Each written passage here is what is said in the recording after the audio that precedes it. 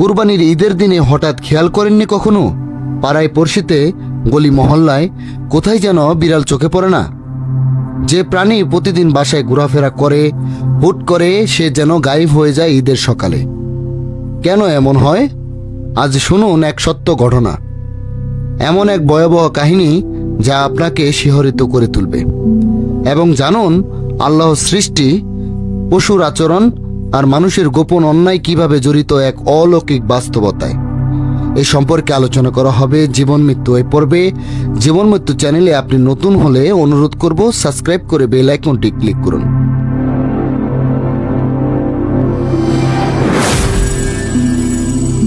আসসালামু আলাইকুম ওয়া রাহমাতুল্লাহি ওয়া বারাকাতুহু।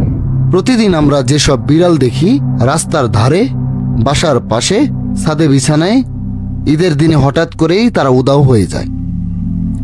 কেউ বলে ওরা নাকি কুরবানির রক্তের গন্ধে ভয় পায়, কেউ আবার বলে ওরা নাকি জানে আজকে বহু প্রাণী মরবে তাই পালায়।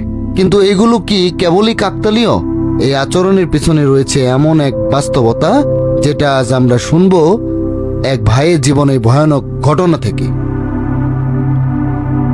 সিলেটের এক গ্রামে থাকতেন এক ভাই, নাম রেজওয়ান। ভদ্র, ধার্মিক, কোরআন পড়েন। কিন্তু এক গোপন অভ্যাস তার ছিল, তিনি কুরবানির দিনে পশু জবাইয়ের সময় নিজের মোবাইলে ভিডিও ধারণ করতেন, ছবি তুলতেন, পরে সেটা সোশ্যাল মিডিয়ায় পোস্ট করতেন যাতে সবাই বাহাবা দেয়। একবার ঈদের আগের রাতে তিনি দেখতে পান একটি কালো বিড়াল তার বারান্দায় বসে আছে, চোখ দুটি অদ্ভুতভাবে জ্বলছে। তিনি রেগে গিয়ে বলেন, এই ঈদের দিন তোদের পালানোর কথা, তুই এখনই কেন আসছিস? বিড়ালটি তখনও তাকিয়ে থাকে, কোনো শব্দ না করে। কিন্তু এরপর যা ঘটল তা গা শিউরে ওঠার মতো। সকালবেলা কুরবানির প্রস্তুতি। রেজওয়ান ভাই বড় গরু কিনেছেন, দাম প্রায় 3 লক্ষ টাকা। সবাই বলছে, সাবাস ভাই, ভাগের মতো গরু। সকাল 9টায় কুরবানি দিলেন, কিন্তু গরুর রক্ত মাটিতে পড়ার সঙ্গে সঙ্গেই সেই কালো বিড়াল হঠাৎ ঘরের ছাদ থেকে ঝাঁপিয়ে পড়ে রক্তের পাশে দাঁড়ায়। তাকিয়ে তাকিয়ে দেখে পুরো দৃশ্য, আর তারপর এক অদ্ভুত আওয়াজ করে পালিয়ে যায়। রাতের বেলা রেজওয়ান ভাই স্বপ্ন দেখেন এক অন্ধকার ময়দান, গরু দাঁড়িয়ে, আর সেই কালো বিড়াল মানুষের ভাষায় কথা বলছে। বিড়ালটি বলছে, হে আল্লাহ, এই ব্যক্তি তোমার নামে কুরবানি করেননি, করেছে লোক দেখানোর জন্য, তাই আমি আজ সাক্ষী দিতে এসেছি। তিনি দৌড়াচ্ছেন, কান্না করছেন, গরু তাকে ধাওয়া করেছে। হঠাৎ ঘুম ভেঙে যায়, তার পুরো শরীর ঘামে ভিজে গেছে। পরদিন ভোরে তিনি গ্রামের মসজিদের ইমামের কাছে যান, সব খুলে বলেন।